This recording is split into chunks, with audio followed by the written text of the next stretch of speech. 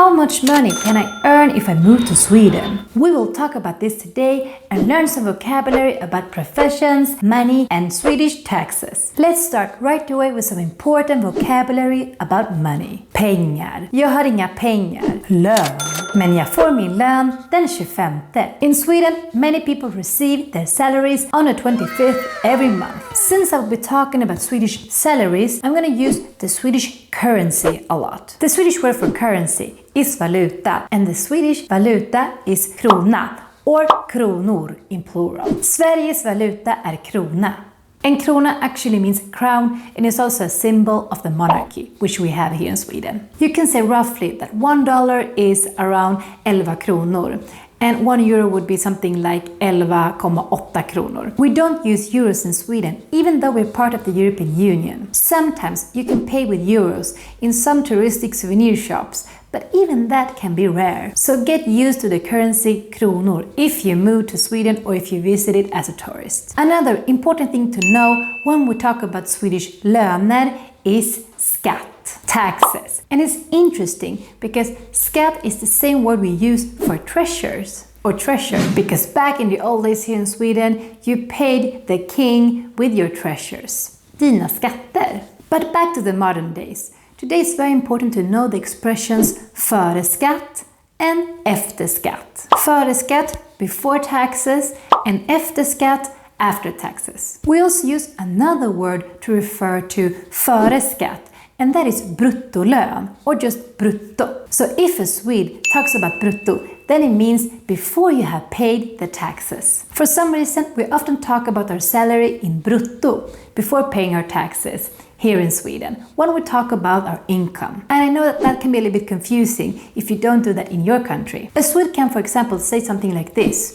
Jag har 29 000 i lön. And when a Swede says like this, most people know that they're talking about brutto, before paying the taxes. Netto, on the other hand, or nettolön, would be the word we use if we're talking about our salary after paying the taxes. Netto blir ungefär 24 000. So after paying the taxes, they're saying that they get approximately 24,000 crowns. We're gonna talk more about the Swedish skatt, taxes, later in this YouTube video, but first, let's have a look at some common Swedish yrken, professions, and their genomsnittslön, their average salary. The numbers I have used are taken from Statistiska centralbyrån, which is the Swedish government agency responsible for producing official statistics. In 2021, the median income among people between 20 and 64 years old was 356 900 kronor per år, around $35,520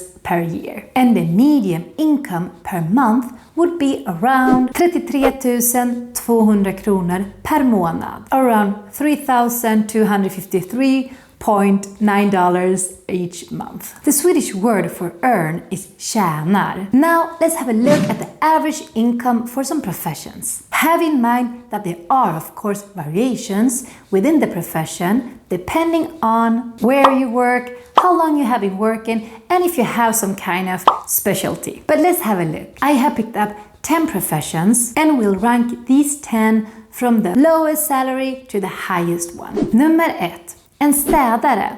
Hur mycket tjänar en städare? I genomsnitt tjänar en städare som arbetar heltid 25 600 kronor i månaden. Nummer 2. En butikssäljare för dagligvaror. Hur mycket tjänar en butikssäljare? I genomsnitt tjänar en butikssäljare som arbetar heltid 30 800 kronor i månaden. Number 3. En rörmokare. Hur mycket tjänar en rörmokare? I genomsnitt tjänar en rörmokare som arbetar heltid 36 800 kronor i månaden. Number 4. En grundskolelärare. Hur mycket tjänar en grundskolelärare? I genomsnitt tjänar en grundskolelärare som arbetar heltid 37 700 kronor i månaden. Number 5. En polis. Hur mycket tjänar en polis? I genomsnitt tjänar en polis som arbetar heltid 38 800 kronor i månaden. Number 6. And here it comes. a very tricky word. En sjuksköterska. Hur mycket tjänar en sjuksköterska? I genomsnitt tjänar en sjuksköterska som arbetar heltid 41 100 kronor i månaden. Nummer 7. En mjukvaruutvecklare. Hur mycket tjänar en mjukvaruutvecklare? I genomsnitt tjänar en mjukvaruutvecklare som arbetar heltid 50 700 kronor i månaden. Number 8. En advokat. Hur mycket tjänar en advokat? I genomsnitt tjänar en advokat som arbetar heltid 57 900 kronor i månaden. Number 9. En specialistläkare. Hur mycket tjänar en specialistläkare? I genomsnitt tjänar en specialistläkare som arbetar heltid 86 400 kronor i månaden. Number 10. En VD.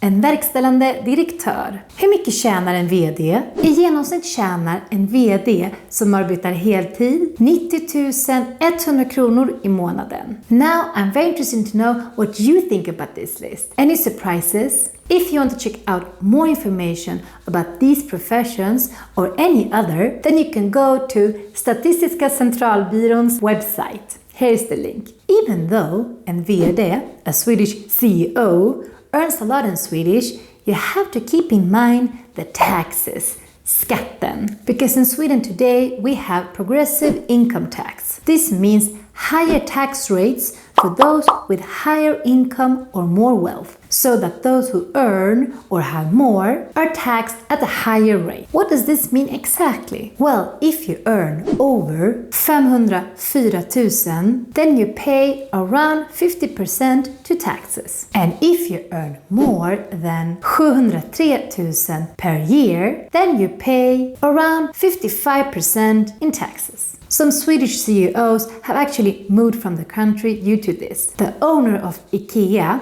Ingvar Kamprad, lived, for example, in Switzerland for many years. Maybe he moved there because he wanted to pay less tax here in Sweden, or maybe he was just very into the Swiss chocolate. But apart from these CEOs, on average, most people pay around 30 to 35% in taxes on their salary. In Sweden, taxation on salaries for an employee involves contributing to 3 different levels of government: the municipality, the county council, and to the central government. And social security contributions are paid to finance the social security system. Depending a bit what country you come from, you might think that taxation on salaries is very high here. And it makes sense to think so if you come from a country where you don't pay so much taxes on your salaries. However, have in mind that here in Sweden, a lot of things we pay, it goes back to social security, which might not be the case in other countries, where you have to pay for some of these things for yourself. And with social security here in Sweden, I mean things like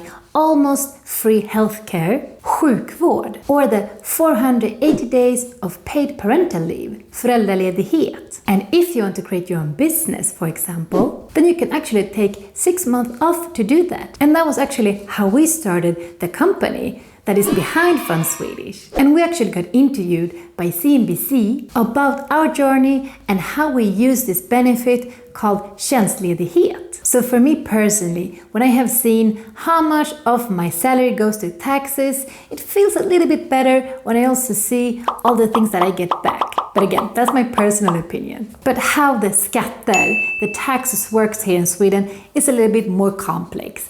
Today we could just cover how it works with the salaries. It works completely different for other things. But still, hope you learned a lot and see you next time. Hej då, vi ses!